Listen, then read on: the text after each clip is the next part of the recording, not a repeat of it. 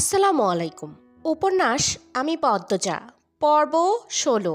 লেখনীতে ইলমা বেহরোজ। টিনের চালে ঝুমঝুম শব্দ, বৃষ্টির এই ছন্দ অন্যবেলা বেশ লাগলেও এই মুহূর্তে ভয়ঙ্কর লাগছে পদ্মজার।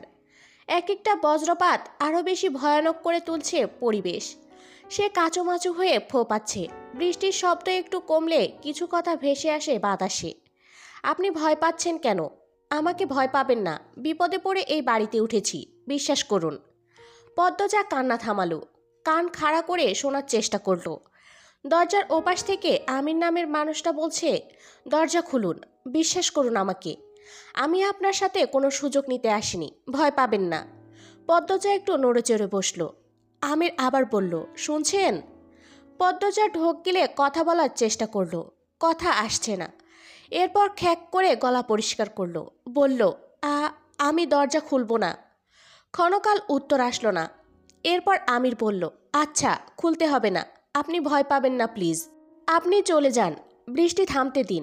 হঠাৎ বৃষ্টির জন্যই তো আপনার বাড়িতে ওঠা। আমার বৃষ্টিতে সমস্যা হয়।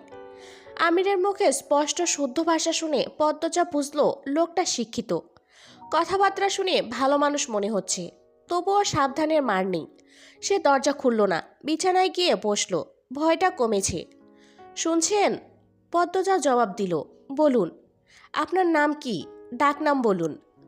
পদ্মজা। সুন্দর নাম। আমার নাম জিজ্ঞাসা করবেন না? জানি। আমির অবাক হওয়ার ভান ধরে প্রশ্ন করল, কিভাবে? আমাকে চেনেন? না, কিছুক্ষণ আগে নাম বললেন। তখন তো ভয়ে কাঁপছিলেন। নাম শুনেছেন? বাহ! আমিরের কণ্ঠে রসিকতা। পদ্মজা মৃদু হাসল। কেন হাসলো জানে না। আমির বলল, শুনেছেন? শুনেছি। আপনি কি এরকমই ভীতু? আমার সাহসিকতা প্রমাণ করার জন্য বের হতে বলবেন, তাই তো? ওপাশ থেকে গগন কাঁপানো হাসির শব্দ আসলো। আমির হাসতে হাসতে বলল, বেশ কথা জানেন তো। এই বিষয়ের কথাবার্তা এড়িয়ে গেল পদ্মজা। বলল, বৃষ্টি কমলেই চলে যাবেন কিন্তু। এত তাড়াতে হবে না, বৃষ্টি কমলেই চলে যাব। কষ্ট নেবেন না, খালি বাড়ি তো। বাকিরা কোথায়? এটা মোর্শেদ কাকার বাড়ি না? জি। ওনার ধানের মিল তো এখন আমার আব্বার দখলই। ছুটিয়ে নেবেন কবে? পদ্মজা অবাক হয়ে দরজার দিকে তাকালো। বিস্ময় নিয়ে বলল, আপনি মাতব্বর কাকার ছেলে? অবাক হলেন মনে হচ্ছে। মাতব্বর কাকার ছেলের নাম তো বাবু। আমির হেসে বলল, আমার ডাক নাম বাবু। আম্মা আর আব্বা ডাকে। ভালো নাম আমির। পদ্মজা আর কথা বাড়ালো না। বজ্রপাত থেমেছে, বৃষ্টি রয়েছে। আমির জিজ্ঞাসা করল, বাকিরা কোথায় বলবেন না? আম্মা আব্বা ঢাকা, আজ ফেরার কথা ছিল। আর আমার দুই বোন আর ভাই নানা বাড়ি। বোধহয় বৃষ্টির জন্য আসতে পারছে না। এখনও আমাকে ভয় পাচ্ছেন? একটু একটু। এটা ভালো, অচেনা মানুষকে একেবারে বিশ্বাস করতে নেই। বাসন্তী ভ্যান থেকে নেমে সামনে এগোলেন। মোর্শেদের বাড়িটা তিনি চেনেন না, তাই কোন দিকে যাবেন বুঝে উঠতে পারছেন না। এদিকে আকাশের অবস্থা ভালো না, রাস্তাঘাটেও মানুষ নেই। ঝড়ো হাওয়া বইছে। আরও কিছুটা পথ হাঁটার পর আচমকা ঝড় শুরু হলো। তিনি দৌড়ে একটা বাড়িতে উঠলেন। রমিজালি বারান্দায় বসে হুকা টানছিল। সিল্কের শাড়ি পরনে, পেট উন্মুক্ত, লম্বা চুলের বেনুনিতে সাদা ধবধবে বাসন্তীকে দেখে তিনি অবাক হয়ে এগিয়ে আসেন। বিস্ময়ে প্রশ্ন করেন, কেডা আপনি? কারে চান? বাসন্তী কেঁপে উঠলেন। ঘাড় ঘুরিয়ে রমিজকে দেখে লম্বা করে হাসেন। বলেন, হুট কইরা মেঘখানাইয়া পড়ল তো। তে আপনি কার বাড়ির যাইতেন? মোর্শেদের বাড়ি। রমিজ আলী বিরক্তিকর ভান নিয়ে সরে যান। ঘরের ভেতর থেকে চেয়ার এনে দেন। বলেন, মোর্শেদদার কি লাগেন আপনি? বাসন্তী চিন্তায় পড়েন। গ্রামের মানুষ তো জানে না তার আর মোর্শেদের সম্পর্ক। এখন জানানোটা কতটা যুক্তিসঙ্গত। সেকেন্ড কয়েক ভাবার পর যুক্তি মিলে গেল। গ্রামবাসীকে বলা উচিত, নয়তো সে তার অধিকার কখনো পাবে না। একমাত্র গ্রামবাসী পারবে তার জায়গাটা শক্ত করে দিতে। বাসন্তী রমিজ আলীর চোখের দিকে তাকিয়ে বললেন, আমি তার বউ লাগি, প্রথম বউ। তার লগে আমার 20 বছরের সংসার। রমিজ আলীর চক্ষুদয় যেন কোঠার থেকে বেরিয়ে আসতে চাইল। মেঘনা চাইতে বৃষ্টি পাওয়ার মতো আনন্দ অনুভব করেন। তিনি প্রবল উৎসাহ নিয়ে বলেন, হের পরের বউয়ে জানে? না। থাহেন কই আপনি? রাধাপুর। লুকায়া রাখছিল বিয়ে কইরা? হ। এখন মোর্শেদ আমারে তালাক দিতে চাই। আমার সাথে সংসার করতে চাই না। তাই আমি আমার অধিকার নেয়ার জন্য আইছি। আমি তার বাড়িতে থাকবার চাই। আপনারা আমারে সাহায্য কইরেন। গ্রামবাসী ছাড়া মোর্শেদ আমারে জায়গা দিব না। রমিজ আলী প্রবল বৃষ্টি আর বজ্রপাতকে হটিয়ে উঁচু স্বরে বললেন, আপনার জায়গা করে দেওয়ান আমরার কাম, আপনি চিন্তা করেন না। মেঘটা কমতে দেন, এরপর খালি দেখেন কি হয়। বাসন্তীর চোখ মুখ জলজল করে উঠল, ভরসা পাওয়া গেল। রমিজ আলীর প্রতিশোধের নেশা পেয়েছে। মোর্শেদ তাকে কত কটু কথা বলেছে, অবজ্ঞা করেছে, অপমান করেছে। এইবার তার পালা, প্রতিটি অপমান ফিরিয়ে দিবেন বলে শপথ করেন। তিনি বাসন্তীকে ভরসা দিয়ে বলেন, আপনি বইয়া থাহেন, আমি আরও কয়েকজনরে লইয়া আইতাছি। রমিজ আলী খুশিতে গদগদ হয়ে বেরিয়ে যান। সৈয়দ, রজব, মালেক, কামরুলকে নিয়ে ফিরেন। সবার হাতে হাতে ছাতা। কামরুল আটপাড়া এলাকার মেম্বার। গ্রামে কোনো অনাচার হলে তা দেখার দায়িত্ব তার। তাই তিনি মাথার ওপর বজ্রপাত ঝড় নিয়েই ছুটে আসেন। পদ্মজা উসকুস করছে, টয়লেটে যাওয়া প্রয়োজন, প্রস্রাবের বেগ বাড়ছে। এভাবে আর কতক্ষণ থাকা যায়, সাহসও পাচ্ছে না বের হওয়ার। রুমে পায়চারি করলো কিছুক্ষণ, চোখ বন্ধ করে জোরে নিঃশ্বাস নিল। এরপর কাচি কোমরে গুজে নিল, আয়তল কুর্সি পরে বুকে ফু দিল। তারপর দরজা খুলল। আচমকা দরজা খোলার আওয়াজ শুনে আমির চমকে তাকালো। আকাশ থেকে কালো মেঘের ভাব কেটে গেছে অনেকটা।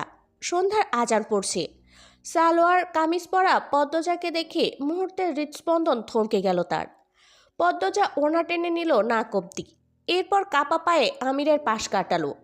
আমিরের চোখ স্থির, নিঃশ্বাস এলোমেলো, ঠোঁট শুকিয়ে কাঠ। পদ্মজা যখন ফিরছিল রুমে তখন আমির ডাকলো, পদ্মজা।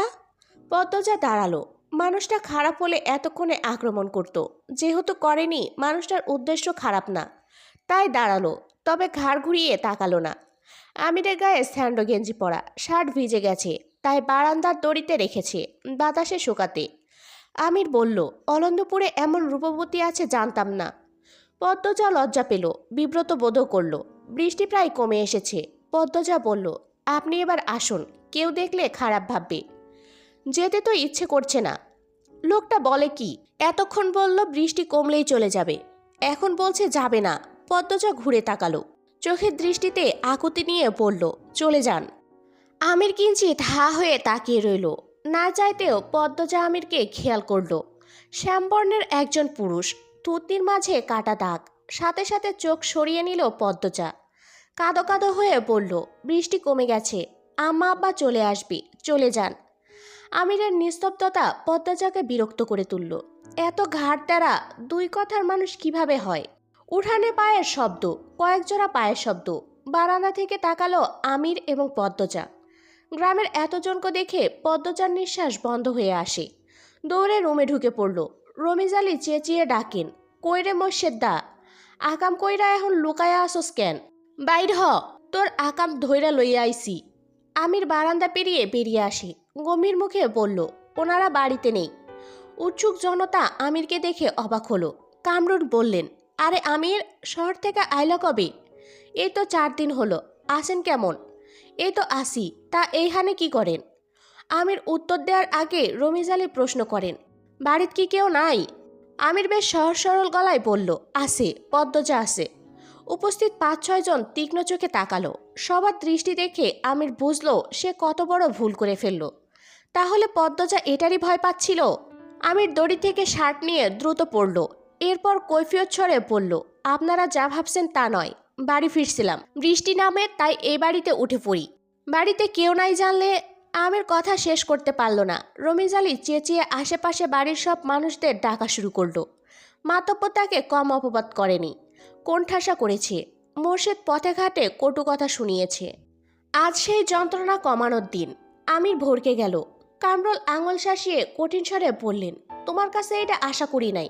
তোমার আব্বারে ডাকতাছি, উনি যা করার করবেন। আমির বিরক্ত নিয়ে বলল, আরে আজব, কি শুরু করেছেন আপনারা?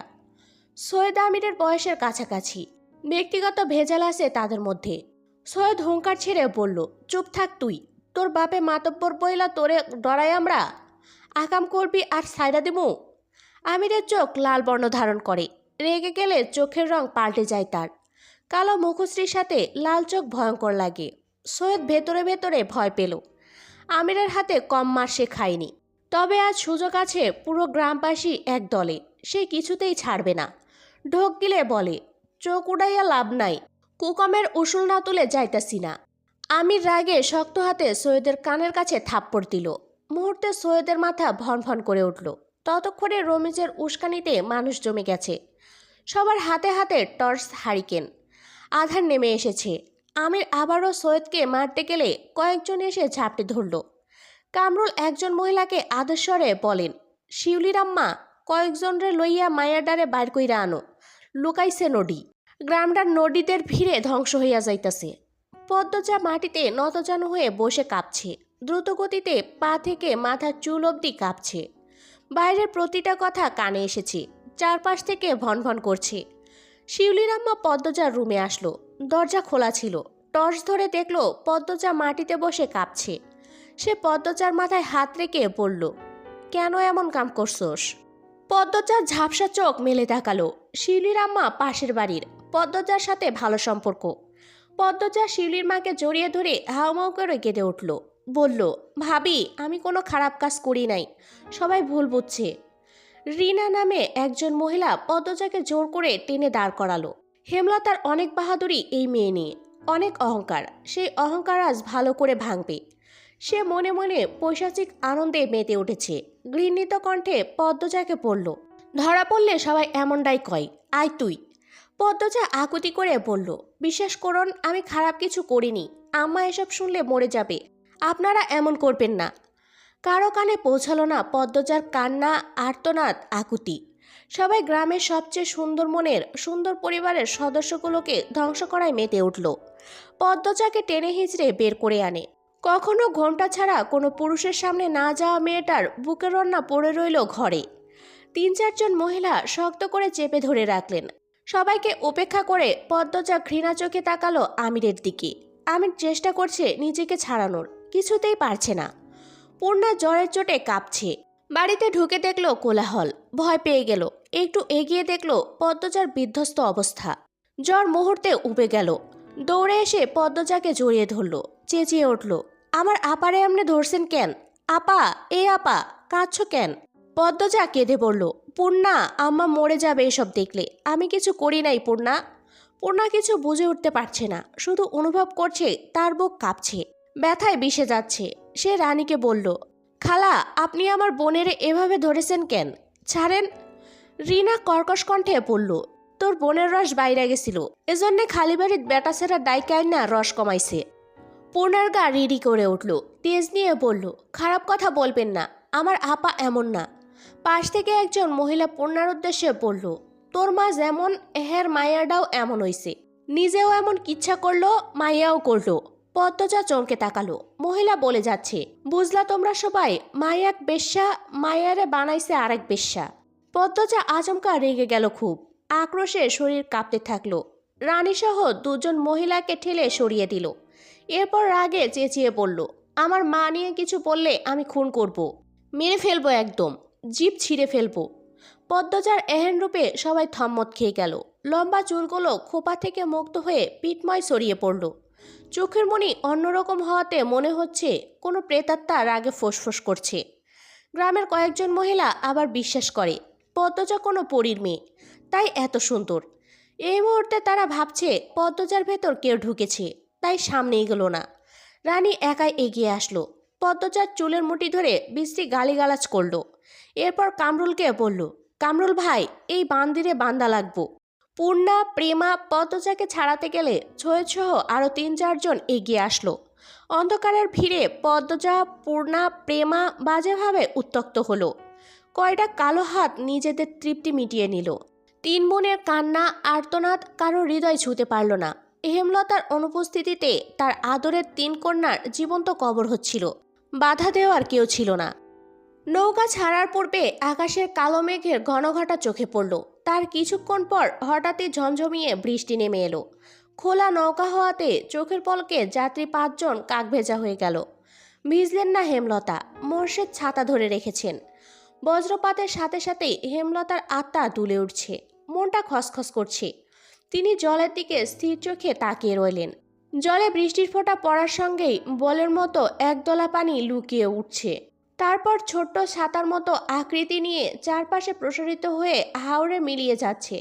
দেখতে সুন্দর, কিন্তু সেই সৌন্দর্য মনে ধরছে না। অজানা আশঙ্কায় তিক্ত অনুভূতি হচ্ছে। মোর্শেদ গলা খাকারি দিয়ে হেমলতার দৃষ্টি আকর্ষণ করার চেষ্টা করেন। এরপর বলেন, কিছু খাইবা? হেমলতা নিরুত্তর। মোর্শেদ শুষ্ক হাসি দিয়ে বলল, আর কিছুক্ষণ, আয়া পড়ছি। হেমলতা কিচ্ছুই বললেন না, নিরুত্তরে বসে রইলেন। বৃষ্টির স্পর্শ নিয়ে আসা হাওরের হিমেল বাতাসে ছোঁয়া লাগছে। চোখে মুখে হাওরের ঘোর লাগা বৃষ্টি দেখতে দেখতে তন্দ্রা এসে ভর করে। হেমলতা নেকাব খুলে চোখে মুখে পানি দিয়ে তন্দ্রা কাটান। এরপর ক্লান্ত চোখ দুটি মেলে তাকান মোর্শেদের দিকে। মোর্শেদের হাতে হাত রেখে বলেন, আমার এত খারাপ লাগছে কেন? বুক পোড়া কষ্ট হচ্ছে। মোর্শেদ হেমলতার কণ্ঠ শুনে সহসা উত্তর দিতে পারলেন না। চিত্ত ব্যথায় ভরে উঠল। কিছু সময় অতিবাহিত হওয়ার পর আশ্বাস করে বললেন, আয়া পড়ছি তো, ওই যে বাজারের ঘাট দেখা যাইতেছে। হেমলতা মোর্শেদের হাত ছেড়ে দূরে তাকান। অলন্দপুরের বাজারটা ছোট পিঁপড়ার মতো দেখাচ্ছে। নৌকাটা বারবার দুলছে, চারদিকে ঝড় বইছে, মনেও তো বইছে। তিনি নিজেকে শান্ত করতে চোখ বুজে বার কয়েক প্রাণ ভরে নিঃশ্বাস নেন। ব্যথাতুর মন আর্তনাদ করে শুধু জানতে চাইল, আমার মেয়েগুলো কেমন আছে। রিনা চুলগুলো এত শক্ত করে ধরেছে যে পদ্মজার সারা শরীর ব্যথায় বিষিয়ে উঠছে। পদ্মজা আকুতি করেও ছাড়া পাচ্ছে না। পূর্ণা প্রেমা খামচে ধরে রেখেছে পদ্মজাকে। কিছুতেই তারা বোনকে ছাড়বে না। আমির ক্রোধে উন্মাদপ্রায় হয়ে চিৎকার করে উঠল, কামরুল চাচা, এটা ঠিক হচ্ছে না। মেয়েগুলোর অভিশাপে পুড়ে যাবেন। আমিরের উৎকট উত্তেজনায় ক্ষণকালের জন্য কামরুল হতবুদ্ধি হয়ে গেল। রমিজ আলী কামরুলের নরম নিঃশব্দ ভয়ার্থ মুখের দিকে চেয়ে ভেতরে ভেতর উদ্বিগ্ন হয়ে তাচ্ছিলের ভঙ্গিতে বলল, বেশ্যাদের সাপে কেউ পুড়ে না। জলিল প্রেমাকে সরিয়ে নিয়েছে। প্রেমার কান্না শোনা যাচ্ছে। বড় আপা করে গলা ফাটিয়ে কাঁদছে। সৈয়দ অনেক টেনেও পূর্ণাকে সরাতে পারল না। তাই অন্ধকারের সুযোগ নিয়ে পূর্ণার বুকে নোংরা হাতের দাগ বসিয়ে দিল। পূর্ণা এমন ঘটনার জন্য মোটেও প্রস্তুত ছিল না। কোনো মেয়েই এমন নিচু ঘটনার সাক্ষী হতে চায় না। আকস্মাত এই ঘটনা কাটিয়ে ওঠার পূর্বেই একটা শক্ত হাত পায়জামার ফিতা টেনে ধরল। পূর্ণার পায়ের তল্লার মাটি সরে গেল। ভয়ে গলা ফাটিয়ে চিৎকার করে উঠল, আপা, আপা। পূর্ণার আর্তনাদ পদ্মজার মস্তিষ্ক প্রখর করে তুলল। পদ্মজা মুখ তুলে পূর্ণার দিকে তাকালো। তার চেয়ে কয়েক ইঞ্চি দূরে পূর্ণা। পদ্মজার এক হাত শক্ত করে ধরে রেখেছে সে। কাছে আসতে পারছে না সৈয়দের জন্য। পূর্ণার কান্না দেখে পদ্মজা আতঙ্কে নীল হয়ে গেল। চারদিকে কোলাহল, গালি দিচ্ছে মা বাপ তুলে। কেউ বলছে না মেয়েটা ভালো, এরকম করতেই পারে না। পূর্ণা চেঁচিয়ে যাচ্ছে, কেঁদে মাকে ডাকছে। পদ্মজা একদৃষ্টে মানুষগুলোর দিকে তাকিয়ে রইল। মানুষ এরকম কেন? পূর্ণার হাত সৈয়দ আলগা করতেই সে ছুটে এসে জড়িয়ে ধরল পদ্মজাকে। তার পুরো শরীর কাঁপছে। হৃৎপিণ্ড এত জোরে চলছে যে অনুভব করা যাচ্ছে। পূর্ণা কাঁদতে কাঁদতে বলল, আপা, আপা, কেন মেয়ে হলাম আপা? এত কষ্ট হচ্ছে আপা, আপা। পদ্মজার দু চোখ বেয়ে টুপ করে দুফোঁটা জল পড়ে। এক হাতে শক্ত করে পূর্ণাকে বুকের সাথে চেপে ধরল। রমেজের উস্কানিতে কামরুল গলা উঁচিয়ে পড়ল, নটিরে বাদ সৈয়দ। পূর্ণার কানে কথাটা আসতেই সে আরো জোরে পদ্মজাকে জড়িয়ে ধরল। পদ্মজা ঠান্ডা স্বরে পড়ল, পূর্ণা, ছেড়ে দে আমায়। রিনা পদ্মজাকে চুলে ধরে টেনে নিয়ে যেতে চাইলেও পদ্মজার জায়গা থেকে এক চুলও নড়ল না। ঠায় দাঁড়িয়ে রইল। পূর্ণাকে ফিসফিসিয়ে পড়ল, বেঁচে থাকলে সব উসুল হবে, ছেড়ে দে। পদ্মজার কণ্ঠে কি যেন ছিল। পূর্ণার সাথে সাথে শান্ত হয়ে গেল। চোখ তুলে পদ্মজার দিকে তাকালো। পদ্মজার গাল বেয়ে রক্ত ঝরছে। সৈয়দ পূর্ণাকে নিতে আসলে পদ্মজা একটি দুঃসাহসিক কাজ করে বসল। সৈয়দের অন্ডকোষ বরাবর লাথি বসিয়ে দিল। সৈয়দ মাকে বলে কুকরিয়ে উঠল। জলিল সহ উপস্থিত তিনজন তেড়ে আসলো পদ্মজার দিকে। পূর্ণাকে ধাক্কা দিয়ে ছুঁড়ে ফেলল দূরে। অশ্রাব্য গালি দিতে দিতে কেউ পদ্মজাকে থাপ্পড় দিল, কেউ বা দিল লাথি। দু তিনজন গ্রামবাসীর মনে মায়া উদয় হলো। ছুটে আসলো পদ্মজাকে বাঁচাতে। প্রান্ত চুপসে গিয়েছিল। পদ্মজাকে কাদায় ফেলে মারতে দেখে দৌড়ে আসে। জলিলের হাতে শরীরের সব শক্তি দিয়ে কামড় দিল। জলিল প্রান্তের কান বরাবর থাপ্পড় বসাতেই প্রান্তের মাথা ভনভন করে উঠল। পরিস্থিতি বিগড়ে যেতে দেখে কামরুল হতবুদ্ধি হয়ে পড়েন। মনে মনে বেশ ভয় পান। কেশে গলা পরিষ্কার করে দুই হাত তুলে চেঁচিয়ে বললেন, তোমরা থামো, এটা কি করতাছো? থামো কইতাছি, সবাই সইরা আসো, থামো। সব কিছু থেমে গেল। পদ্মজা কাঁচুমাচু হয়ে পড়ে রইল কাদায়। নিঃশ্বাস নিতে কষ্ট হচ্ছে। নাভির নিচে একটা লাথি পড়েছে বেশ জোরে। চোখ বুজে রেখেছে, দুহাত বুকের ওপর। লম্বা চুল কাদায় মেখে ছড়িয়ে আছে আশেপাশে। যন্ত্রণায় যেন পাঁজরগুলো মরমর করে ভেঙে যাচ্ছে। পূর্ণা জ্বরের তোপে জ্ঞান হারিয়েছে। হেমলতার মা মঞ্জুরা বাড়িতে ঢুকে পদ্মজাকে এভাবে পড়ে থাকতে দেখে আটকে উঠলেন। দৌড়ে এসে পদ্মজাকে তুলতে চাইলে কামরুল হুঙ্কার ছাড়েন, এই শরীরে ধরন যাইব না, জানেন থাইকা। মঞ্জুরা পদ্মজার কামিজ ঠিক করে দিলেন। এরপর দুজন লোককে নিয়ে পূর্ণাকে তুলে ঘরে নিয়ে গেলেন। মঞ্জুরার বুক কাঁপছে হেমলতার ভয়ে। হেমলতা বারবার বলেছিল 2 দিন তার মেয়েদের চোখের আড়াল না করতে, আর তিনি একা বাড়িতেই ছেড়ে দিয়েছেন। ইচ্ছে হচ্ছে এক ছুটে কোথাও পালিয়ে যেতে। হিমেল নাক টেনে টেনে কাঁদছে, জপ করছে হেমলতার নাম। মঞ্জুরা রেগে ধমক দেন, আহ থাম তো। বাপের বাড়িতে কাউকে না পেয়ে হেমলতা চিন্তায় পড়েন। মোর্শেদ বললেন, আমরার বাড়িত গিয়া বইয়া রইছে মনে হয়, আও বাড়িত যাই। হেমলতা মিনমিনে গলায় বলেন, তাই হবে। দুজন হেঁটে বাড়ির রাস্তায় ওঠে। তখন পাশ কেটে একজন মহিলা হেঁটে যায়। কিছুটা হাঁটার পর মোর্শেদের খটকা লাগলো। তিনি ঘাড় ঘুরিয়ে তাকান। মহিলাটি অনেক দূর অবধি চলে গিয়েছে। মহিলার অবয়ব দেখে মোর্শেদের বাসন্তীর কথা মনে হলো। মনে মনে আওড়ান, বাসন্তী আইছে। পরপরই নিজের মনকে বুঝ দেন, না না, হে আইব কেমনি, আর আইলেও যাইবগা কেন। তিনি আর মাথা ঘামালেন না। হেমলতার বুক দুরু দুরু করছে, ঠান্ডা বাতাস বইছে, তবুও তিনি ঘামছেন অজানা আশঙ্কায়। বাড়ির কাছাকাছি এসে তিনি দেখতে পেলেন মাতব্বরকে। মাতব্বরের সাথে আরও দুজন ব্যক্তি। এছাড়া বাড়ির সামনে মানুষের ভিড়ও দেখা যাচ্ছে। হেমলতার হৃৎপিণ্ড যেন থমকে গেল। মেরুদণ্ড বেয়ে বরফের ন্যায় ঠান্ডা কিছু একটা ছুটে গেল। তিনি নিঃশ্বাস বন্ধ রেখে ছুটতে থাকেন। পিছলা খেয়ে পড়ে যেতে গিয়েও নিজেকে সামলে নেন। হেমলতার দৌড় দেখে মোর্শেদ অবাক হন। প্রশ্ন করেন, তুমি দৌড়াইতেছ কেন? হেমলতা প্রশ্নটি শুনলেন না। নিকাব বাতাসের দমকে উড়ে পড়ল দূরে। তিনি ভিড় ঠেলে বাড়িতে ঢুকেন। কোলাহল বেড়ে গেল। এত ভিড়ের মাঝে একটা মেয়েকে পড়ে থাকতে দেখে তিনি অবাক হন। অন্ধকারে মেয়েটিকে চিনতে বেশ অসুবিধা হচ্ছে। তিনি আঙুল তুলে বিড়বিড় করেন, মেয়েটা কে? হেমলতার প্রশ্ন কারো কান অবধি গেল না। কোথা থেকে একটা আলো এসে পড়ে পদ্মজার ওপর। সাথে সাথে হেমলতার চক্ষুদয়ের সামনে পদ্মজার কাদা রক্তে মাখা মুখ ভেসে উঠল। হেমলতা গগন কাঁপিয়ে আত্মচিৎকার করে উঠলেন, পদ্মজা রে! পদ্মজার বুক ধরাস করে উঠল, অস্তিত্ব কেঁপে উঠল। আম্মা এসেছে, তার পৃথিবী, তার শক্তি। পদ্মজা দুর্বল 2 হাতে ভর রেখে উঠে বসার চেষ্টা করলো, পারল না। ভাঙা গলার জোর দিয়ে শুধু ডাকলো, আম্মা, আম্মা। হেমলতার পৃথিবী থমকে গিয়েছে।